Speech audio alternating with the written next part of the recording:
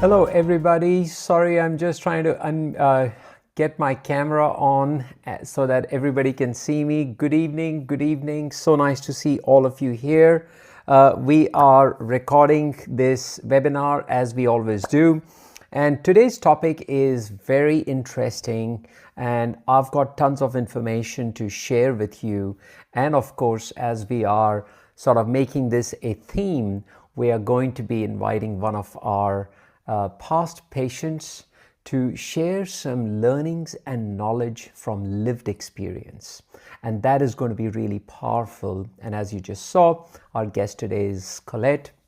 So I know she's on the call, and I want to thank her, and I'll bring her towards the end of this. But before I start, I want to ask for your permission that I want to run over by about 10 minutes today. Only 10 minutes. I won't take more than that, but we'll finish at 7:40 for those of you who can stay on. For those of you who can't, I understand there would be other commitments, and we will try and speed up things as much as we can. So without further ado, welcome everybody to another episode and another webinar series of Success Beyond Scales, where our whole premise is to empower individuals with evidence-based information that has the potential to create lasting transformation. That's why you are here. You don't want short-term success, you want long-term success. So today we're going to talk about the power of our environment and what it actually means, because when we use the word environment, the first thing that people do is they look outwards. They think that, oh, everything like planet and the birds and the trees and the forests is something that we need to be worried about. But today, I'm more interested in the environment that is surrounding you in specific, that is your environment, and what is the impact this environment has got on your choices and on your behaviors, and ultimately the habits that you are going to be developing. So before I sort of progress with my presentation, I want to ask you, choose a picture that makes you feel elevated.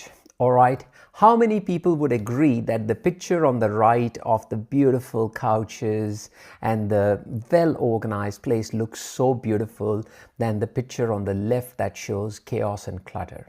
Yes, would you agree with me? Beautiful. Thank you so much. So I thought so, and it's a very obvious question, but I'm trying to create a point over here. And I want you to engage with me, guys, because you know what? Engagement creates commitment. You are interested. This is about you. This is not about me. I want to share this with you. So even if you take just one idea from today's presentation, I can tell you the direction of your life can start to change, because I'm delivering this to you without any selfish interest. I just want you to take any information that you like and start applying it in your life. So, what really makes your environment? It's not just one thing. It's not just plants in your house or how organized your house is. It's a composite of these 5 things. So first is the place, and we will go through this in a little bit detail. First is your place, which is your home. How do you feel? How's the environment? And it's not about luxury or anything necessarily. It's about how does it make you feel, all right? Then there's the people. After people, so people is of course, our sort of, loved ones with whom we have emotional bonds, and at work, our colleagues, because we spend a major chunk of our awake, highly productive hours with them. So it's really important to recognize that they have an influence on our thinking, on what kind of choices we are making. Besides this, then it's the objects. How is your house organized? Are there objects which have got no meaning? Or when you look at these objects, it brings you joy. All right. So that's what I mean about the objects.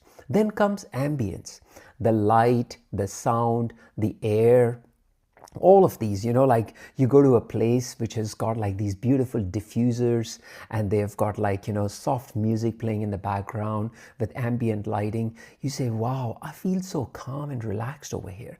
Because all these things I'll share with you, evidence proves that scientifically they are impacting your brain waves. All right. And the last and the most important one is nature. Do you have, say, natural light coming into your house, or is it all artificial? Do you actually have plants? So do you bring nature inside your house, or is it all artificial plants and everything? Now, we live in an age, friends, where it's not about luxurious living. It is in simplicity there is beauty.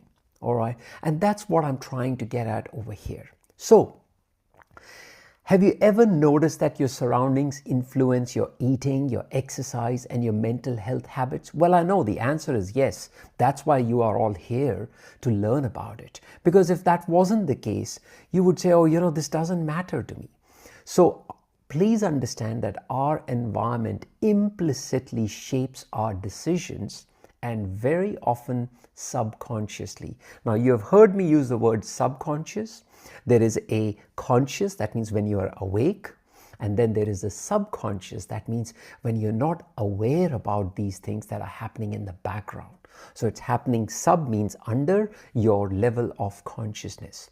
So it's really critical to understand that the spaces that we live, work, and socialize can either support or sabotage our health and well-being goals. Now, this does not, by the way, apply only to your health and well-being. Yes, I'm a medical practitioner and I talk about health and well-being because that is my lane. I feel health is our first wealth. But you could equally translate this into the principles that we are going to be talking about today, into relationships, into finance and wealth. So you choose the lane in which you want to excel and then start applying these learnings that we are talking about today. So there are 5 key elements in your environment that are influencing your behavior. And I'm going to bring some really practical ways for you to be able to harness this knowledge so that you can start applying it for lasting health and well-being. So first thing is about people, all right? Now, when I just talk about people, I think I just mentioned to you, it is really about our friends, our intimate relations, our kids, for those of you who have got kids. So it is a variety of these individuals who are influencing our priorities. They are, people means relationships, what all relationships you have, whether it's at home or at work. So there is this term in psychology called social stress. And there are many people who either find that their intimate relationships, their close relationships, either at home or at work, are either uplifting them or they are stressing them. Now, I know you can see a lot of written information over here, and please don't get overwhelmed, but I just want to simplify this, that there are a lot of tools, validated tools, and that's what I've mentioned over here. I'm not going to read out all of these to you, but the point is, even if you took up, say, one questionnaire, you say, you know what, I'm going to test myself for marital adjustment test, all right, which is number 2 in self-reported measures, all right. It's a questionnaire. You don't need to go to a psychologist. You just Google it and you say, for those of you who are in a relationship, who are in a marital relationship, all right. But if you said, you know what, I get some daily stress, I want to take stock of my daily stressors, you can choose the daily stress inventory. You can just Google it and you can I've put some references over there. So what this does is it starts to give you a measurement, a number or a score, which will allow you to understand this better, that, okay, self-reflection and awareness is the precursor to experience. You want to experience health? Well, start understanding and start developing the awareness for it. Okay, so one side is the social stress. You got to measure that. The second thing is to understand the implications of all of this.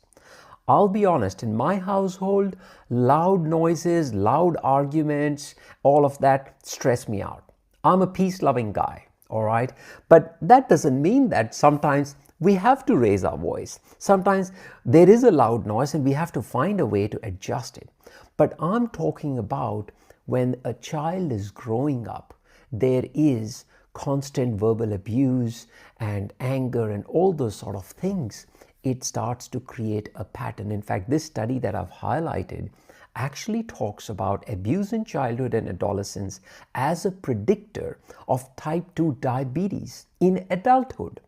So there are lots of studies like this, friends, and I don't want to bore you. But what I'm trying to highlight is that human interaction, these relationships, can either uplift us or they can create ongoing stress.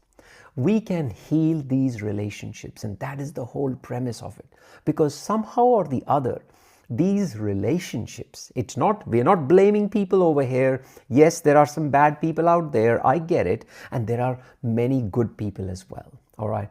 All we want to do is we want to heal that relationship. We want to settle it so that we are able to move on. This is where, letting go comes in. Now, I'm not going to go into letting go because that's a very deep subject in itself, but that's the essence of it, friends. All right.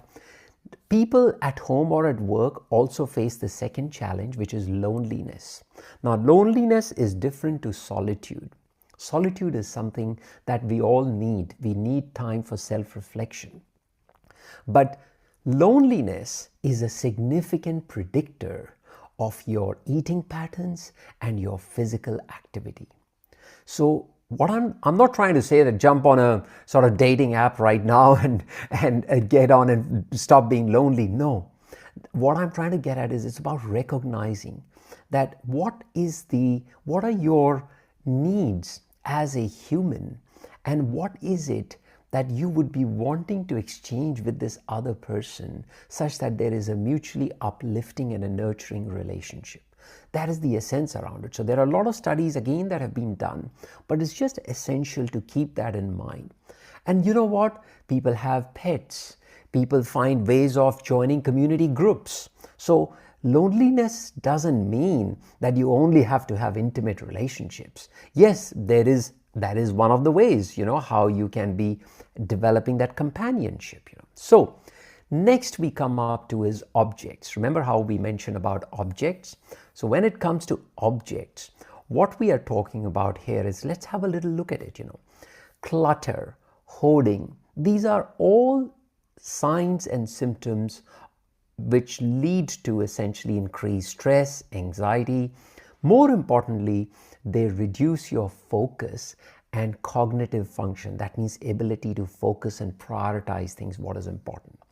Decluttering and this concept called minimalism has got significant benefits. Significant, It allows you, very importantly, clarity of thought so that you are able to prioritize things, which increases your productivity and efficiency.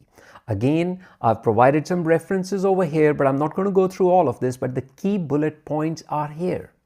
The key bullet points are clutter and, lot of stuff, just stuff, which is useless, which may not be serving a purpose, increases stress and anxiety. It reduces your focus. It impacts your sleep quality, causes you to engage in unhealthy eating habits, and it decreases your productivity and work efficiency.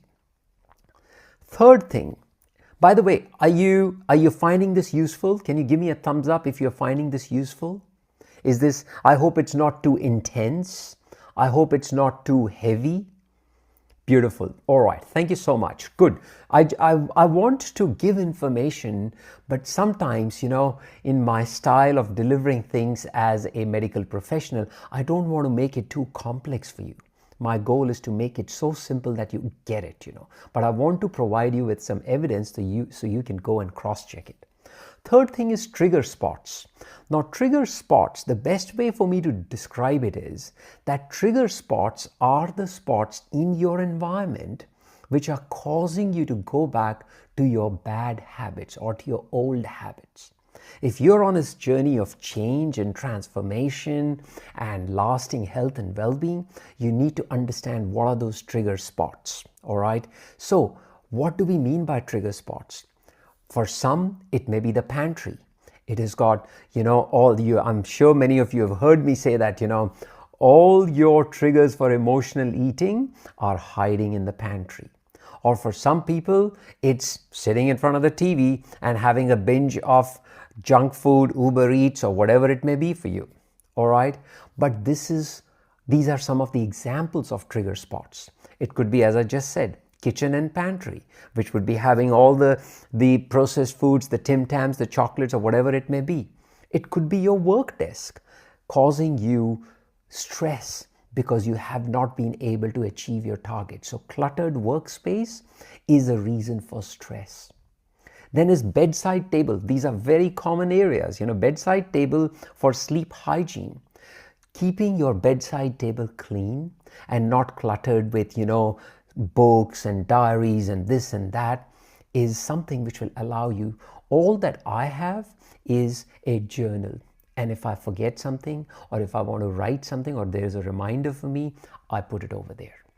Next is for some people who have got an addiction for alcohol, is that, the moment you go close to the bar, the alcohol cabinet, and if you're trying to become sort of, trying to abstain from alcohol, well, again, a well-stocked bar is going to keep inviting you. So you choose what is the habit that you want to go. There are some more trigger spots, such as having your phone next to your bedside table. Another thing, you go into this habit of what is called as doom scrolling, and then you go to bed, and what is going to happen all night? Well, all night you're going to get a restless sleep without even you knowing, because all the stuff that you absorbed before going to bed is actually sort of running its play in your head. Then couch and television area, as I just said to you, a sedentary lifestyle. You land up watching a movie, you're on a Netflix binge, and you don't even realize you've consumed so much.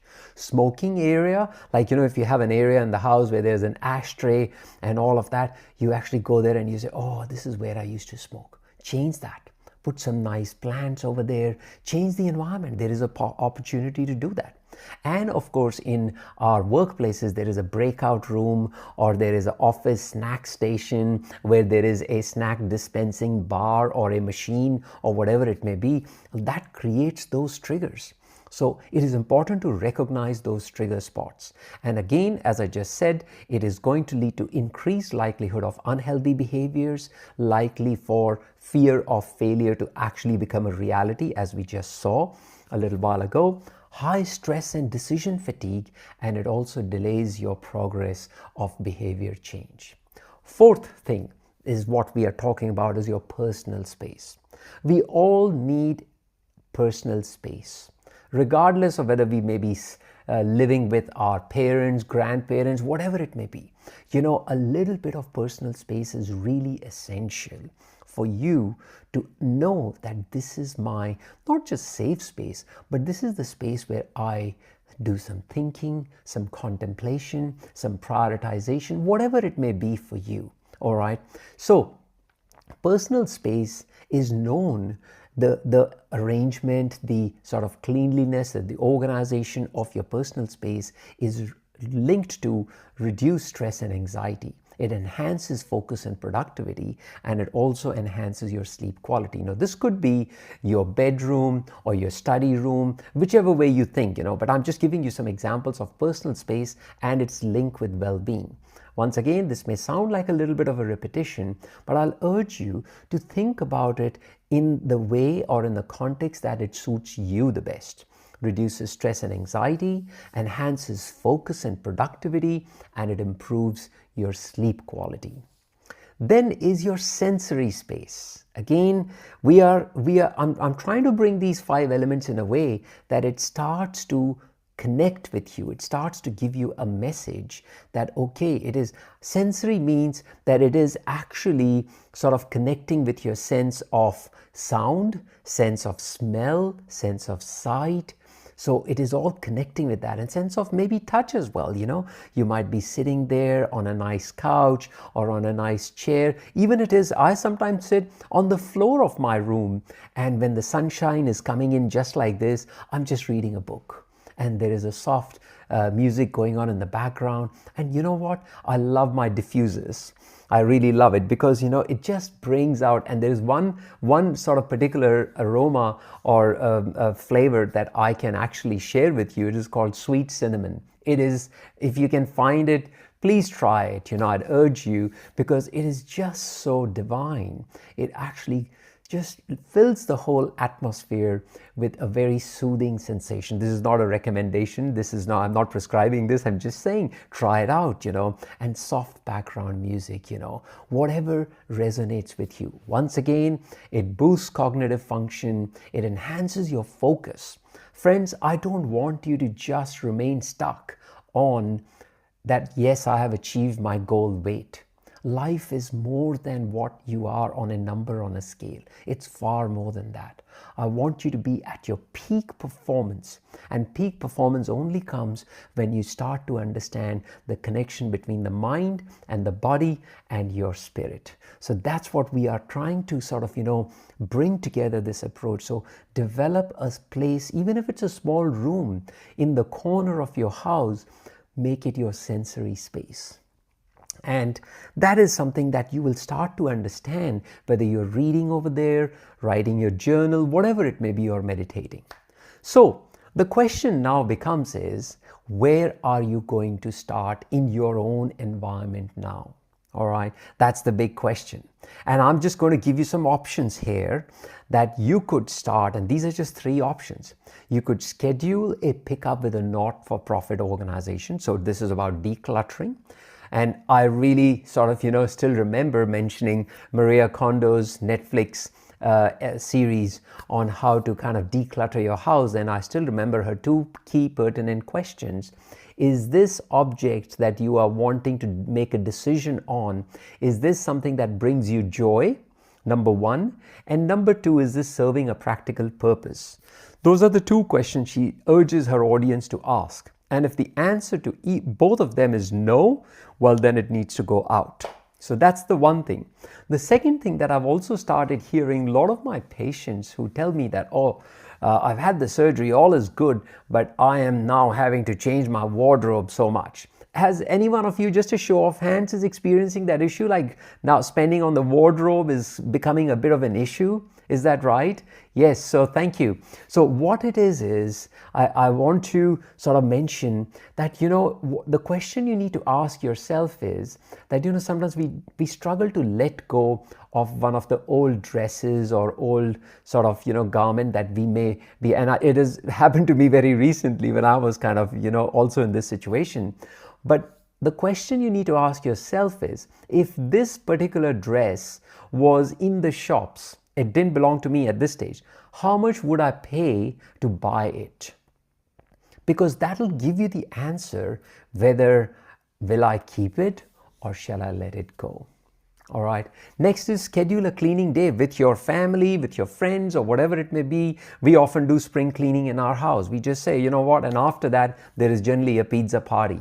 So the kids have got something to look forward to, and we just nominate some places in the house, who's doing outdoors, indoors. So it's a great way to connect with the family, and it's also a great way to achieve something together and build that team spirit, And last is, this is like, if you want to really put pressure on yourself to actually say, I want to clean up my house, well, invite some friends over for dinner on a nominated day. So that is your deadline. That becomes your deadline, that before they come, you don't want to put up a house which is sort of cluttered and chaotic. You are now going to be forced to achieve a desired outcome before the friends come over.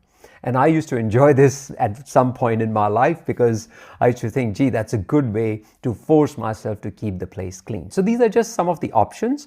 You pick whatever works best for you. And the fourth and perhaps the most powerful option would be to join a masterclass. Now, you all know about the work that Monique is doing. She's here with us. Monique, I might request you to come off the camera. And I know you're running a masterclass. There you are. I would love for you to share with us what can people expect when they attend this masterclass in terms of whatever we have just discussed today. Because I know you go into the juicy practical bits rather than all the theory that I talk about. Yeah, absolutely. Thank you so much for that. with the next masterclass coming up, and you'll start to notice a theme between Success Beyond Scales and the masterclass that's running up 2 weeks later from that. They are always related. And what I try and do for these classes is really put that practical touch in there. So I am going to tell you, if you are coming to the masterclass for this one, I will be a little bit ruthless with you, and it will be, put your money where your mouth is. If you're willing to change, it's about getting that commitment in. So we are going to start going around and pinpointing for people where they want to start making those changes and actually get started on it. So I've got some extra tips and tricks, and you'll notice that tonight it is about reframing your thinking. So there will be just a little hypnotic bonus in the end of that about reframing that thinking. And the class will go more than likely for about an hour. So if you can schedule an hour of your time, I guarantee you will be able to make a great dent and headway into changing your environment. And I think, Monique, you and I were talking about this a little while ago. You were saying that, we are going to get all the participants who come to the masterclass to actually take a photo of the trigger spot in their house. Whatever is your trigger spot, you can take a photo, because that is your driver. You want to fix that trigger spot so that you make a commitment, even though it may be a small place, but you just say, what, that's my trigger spot, I'm going to clear that up. Beautiful. For sure. Lovely. All right. So any questions so far before we bring Colette on? Anybody's got any questions? Is this actually making sense, or is this information? I'd love for you to just, even if you can just put a little comment in the chat box. Is this relevant? Is this helping you, or is this something which you feel is you already knew about it and there's nothing new that you could kind of pick up today? It'll be nice for us to know that we are delivering information that is actually helping you. All right. We have got a question. Can we get a copy of the slideshow? We are going to be actually recording this, so we will be sharing the link, the video link for everybody. You are welcome to pause the slide. I know there are a lot of resources I have put in over there, so you can look it up. So that will be the format in which we will deliver to everybody. And that gets placed on your YouTube channel, doesn't it? Correct. And we usually will put a link in the Facebook support group as well, but you can always just research straight into Dr. Arun's YouTube channel. Correct. Okay, so I am going to request Colette. Colette, welcome to the Success Beyond Scales. I'd really appreciate if I'm going to actually make you a panelist with us. So you are able to come up, and if you are able to perhaps take yourself off the mic and off the camera as well. And I'd really appreciate there you are. Thank you for joining us, Colette. It's such a delight to see you again. Thanks, Dr. Arun. Thanks for having me. Beautiful. And I know you and Monique have been working together, and I want to perhaps ask you some questions around, tell us a little bit about what were the pain points of that old Colette? Yes. Because remind me, when did you have your surgery? Was it now over what, 12 months? Yes, October 2023. So okay, so almost a year and a half, I would say. Yeah. And so I had some coaching with Monique before my surgery, which I found really helpful. Yes. And I've just joined the masterclass as well, which is good, because you still need to have that the check-in. It's just a tool, and you need to. But something you when you were talking about the environment with the wardrobe, I had a range of clothes from size 20 to size 14. And so just before my surgery, I rearranged my whole wardrobe from size 20 right down. And as I gradually lost weight, the clothes that didn't fit me anymore, I gave to charity. So I just cleared everything out until I was left with the smaller size. And then I started filling it in with new clothes, which was exciting too. Yeah, Yeah. yeah, I know. And as painful as it sounds to give all of your old favorite dresses, I think I've often said that it's the identity of the person that is changing. It's Yes. not just the body, it's the identity which is changing. Yeah, yeah, absolutely. Yeah. But I certainly found the coaching very helpful because, as time goes on, old habits do form back in, and you need to recheck in with yourself. And we all have stresses in life and trigger points as well. So I think checking in with yourself regularly and also your dietitian, I think is also a key to the journey. Yeah. Colette, would you want to, just for the benefit of our audience, would you want to just elaborate on a particular, if you're comfortable in elaborating on a particular pain point or a trigger point that you felt you had? And you can just give us in a generic way, you don't have to go into details. If you Yeah. think which was relevant for you to recognize and to put some strategies to overcome that. So always when I was, feeling a bit stressed or what have you, my go-to was always chocolate, and that was my comfort food. So I'd sit and comfort myself with food, Mm. as I think a lot of people do. Mm. Um, so for me, exercise is really important now. For me, it Mm. always has been, but I sort of fell off the wagon for a while, and for now, exercise is my go-to. Something that you taught me as well is when my mum comes to stay, we like to have a cup of tea and a little biscuit and bits of pieces. And I was sort of, sometimes that habit was creeping back in. So Yes. now, as you suggest, I have my own little snacks, but I have those little baby cucumbers, some tzatziki, Mm. and some apple with a bit of cheese as well. So I have a variety of things. I always have Yeah. blueberries in the fridge. So I have my little snack, so I'm not feeling like I'm missing out. So we might Yeah. have our little snacks together. She might be having a chocolate biscuit, but I'm having something that's more Yeah. suitable for me. Do you share In your fact, snack with her? she's actually started changing now. She's put down the biscuits and started having nuts and seeds and apples as well. So yeah, it's good. Very Some nice. positive influence with her. Yeah, it's interesting, isn't it? Like, you cannot, and of course, for those of us who are parents in the group, we know you can't force a child to change their behavior. You have to be a role model. You have, and that's that we all have a child within us, right? All of us, regardless of whatever our age is. And I think at the end of the day, we can only change ourselves, and that can help other people role model us. So good on you, Colette, for kind of applying that little strategy, because I face the same situation sometimes when I'm visiting my parents. Yeah, absolutely. So, Monique, over to you if you have any questions for Colette. Yeah, I know you two have had good discussions in your sessions, of Yeah, course. we do. We've had some good, robust discussions, and it's always good. When you start talking with somebody, you always get pearls of wisdom, and even just listening to you now, Colette, and putting into context with tonight's theme, it's really for you. You've been able to say there are trigger foods that mum's there's the biscuits. It's kind of the time, the person you're with, and then the food. It's a trio combination, but as soon as you start changing one of those things, then it starts to change your environment. And this is really what we're looking at, isn't it? It's saying rather than having the biscuits, I've actually got something else.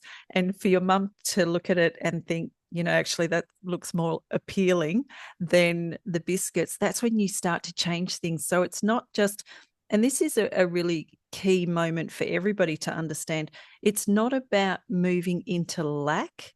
It's about moving into something that is equivalent or more exciting than what you were doing, which was perhaps harmful.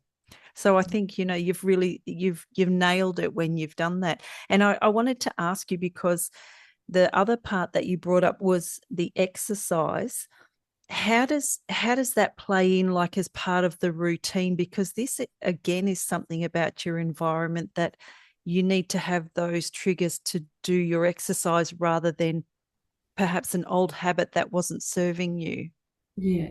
I just being organized, I've recently changed my role in the company. So I have a little bit more flexibility and my time is I've got more time. Before I was doing a 2 hour commute daily. So I've actually changed my routine again in the fact that I now go to the gym in the mornings and I do a class in the evening sometimes as well. So sometimes I'm going twice a day. So which might be, I mean, I might be just doing 40 minutes on the treadmill in the evening, or I might do a Pilates class. So I'm not going hell for leather, but I'm still getting my steps up every day, and then I'm doing some stretching and keeping my mobility and my strength up as well. So I've actually increased my exercise because I've now got more time, whereas before I was a lot more time poor, and I was actually finding it hard to fit everything in. But with that extra time now, I'm actually really loving it, and the increase. I've got more energy and I'm sleeping much better now because I am doing a lot more exercise. And I get home, and like you were saying, Dr. Arun, as well, I actually really like sitting on the floor half the time because I sit down and I do my stretches on the floor, particularly before I go to bed. And yeah, it just helps loosen everything up after I've been to the gym. Yeah, in fact, talking about sitting on the floor, science actually tells us there is this concept called grounding. Grounding is that, when we are, say, traveling in cars and sort of, public transport and all of that, we are wearing shoes and footwear. What is happening is that the electromagnetic charge, it starts to build up in the body because we are wearing rubber footwear or anything of that which is insulated. But when you just come back, and if anybody has got this opportunity, and there is a lot of science behind it, look it up, it's called grounding. You just bare feet, you walk on a small patch of grass or ground. It actually discharges the charge that has built up, and it is actually known to reduce inflammation in the body. It has actually got a lot of health benefits just by walking bare feet on the ground. That's it. So it's not overly complex. So, just the fact that you're sitting on the ground, or I understand you're sitting on the carpet or maybe something on those lines on a rug. But important thing is that just maintaining some sort of bodily contact with the ground allows you to feel better. There is science behind it now.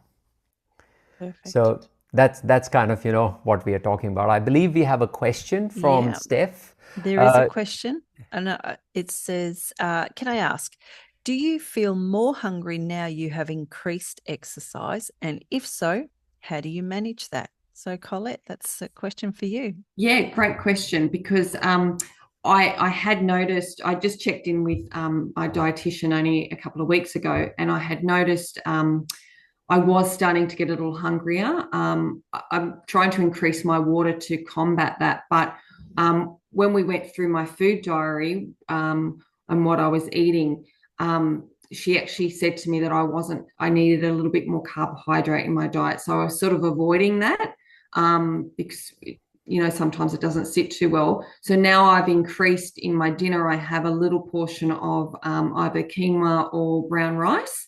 And I found that's actually really satisfying. So, and I balance it out with, some avocado or what have you. Like this evening I had some roasted veggies with chickpeas, some halloumi, and then I added a little bit of brown rice through that and some spinach and avocado. So it was quite balanced. So that's satisfying. So I've really found that has helped, but I was trying to avoid the carbs kind of because it doesn't sit too well either. But I found, that's really helped. And increasing the water separate as well. Yeah, and I think I would like to add to that. It's quite refreshing, by the way, Colette, to hear that, the dietitians are actually also talking about having carbohydrate, because most of the times they're pushing protein. So I think it's important to understand, to have a balance. But I think what you just said is so critical, to have a food diary. In fact, majority of the people who have had surgery through our practice would have received a journal. And that journal is almost like a food diary. It gets you to write down what did you have for breakfast, lunch, dinner, morning tea, afternoon tea, whatever it may be, because that causes you to think, what are the foods that are causing me trouble, and what are the foods that are causing me to feel hungry every now and then. So that's a fantastic exercise for anybody who wants to look at that. And the last thing that I would say is, not all carbs are created equal. A lot of people think that carbs is equal to cookies and cakes and pasta. Well, apple has got carbohydrates, and as you just said, broccoli has got carbohydrates, and so has apple and avocado. So I think it's critical to understand to have a balance. So very good. I think also one of the things that I like hearing with Colette is that, you know, when you were unsure of what to do as the next step, you've gone to the right resource. You've made that appointment with the dietitian. And a lot of people sort of think once they have gone through part of this process that they're meant to have all the answers. And that's often not the case. It's really good to use those resources time and time again, because you are transitioning through different stages until you get to a point where you're like, okay, now I understand, you know, where I can make small changes. And if I do feel as if I don't have the answers, I know exactly where I can go back to. Yeah.